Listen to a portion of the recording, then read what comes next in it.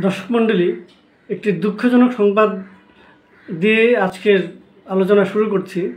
সেটা হচ্ছে আফগানিস্তানে বন্যায় এখন পর্যন্ত 350 জন মারা গেছেন। কিছুদিন আগে দুবাইতে যখন বন্যা হলো, তখন আমরা মুসলমানরা বা অনেক হুজুরে বলেছেন যে এটা আল্লাহর গজবে এই অবস্থা হয়েছে, কারণ সেখানে মন্দির স্থাপন করা হয়েছে। এই জন্য আল্লাহ অসন্তুষ্ট হয়ে সেখানে বন্যা দিয়েছেন।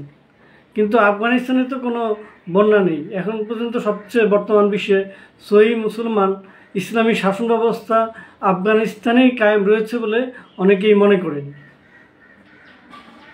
তাহলে সেখানে বন্যা কেন বা মানুষের মৃত্যুই কেন? দুবাইতে তো কোনো মানুষ মারা যায়নি। একটা দেখার বিষয় হচ্ছে, এই সংবাদে আমরা ভারত বা অন্যান্য অমুসলিম দেশের কাউকে খুব খুশি হয়ে আনন্দিত হয়ে আলহামদুলিল্লাহ বা শুকরিয়া এমন কিছু বলতে শুনিনি। কিন্তু আমাদের মধ্যে একটা জিনিস দেখা যায়, অমুসলিমরা মারা গেলেই আলহামদুলিল্লাহ ভালো হয়েছে, গজব পড়েছে এমন বলি। তবে কয়েকজন বৌদ্ধ হিন্দু দুঃখ প্রকাশ করে বলেছে যে এটা প্রকৃতির বিচার, কেননা বামিয়ানের বৌদ্ধ মূর্তি ভাঙা হয়েছে।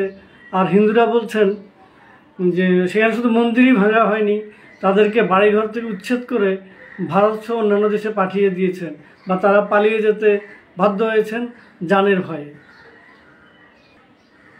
আসুন আমরা মহান স্রষ্টার কাছে প্রার্থনা করি, তিনি যেন আমাদের এই দুর্যোগ থেকে রক্ষা করেন, আমাদের আর যেন জানমালের ক্ষতি না হয়। আমরা এই সম্পর্কিত একটা খবর দেখি। আজকের মতো এখানে বিদায় নিচ্ছি। খোদা হাফেজ। জয় বাংলা, জয় বঙ্গবন্ধু। আফগানিস্তানে বন্যায় প্রাণহানি বেড়ে দাঁড়িয়েছে 311 জনে। শনিবার প্রাণহানির এ বিষয়টি নিশ্চিত করেছে জাতিসংঘ খাদ্য সংস্থা WFP। দেশটির উত্তরাঞ্চলীয় প্রদেশ বাখলানে ভারী বৃষ্টিপাতের ফলে আকস্মিক বন্যায় নিহতের এই ঘটনা ঘটে। 1, 2, 3 ঢাকায় জমি জিতে নিন 100% ক্যাশব্যাক সহ 20 কোটি টাকার পুরস্কার। বৃষ্টিপাতে কয়েক ডজন মানুষ এখনও নিখোঁজ রয়েছে।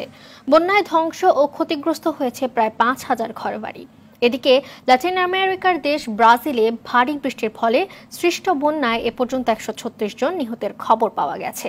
বাস্তুচ্যুত হয়েছে 5,37,000 মানুষ।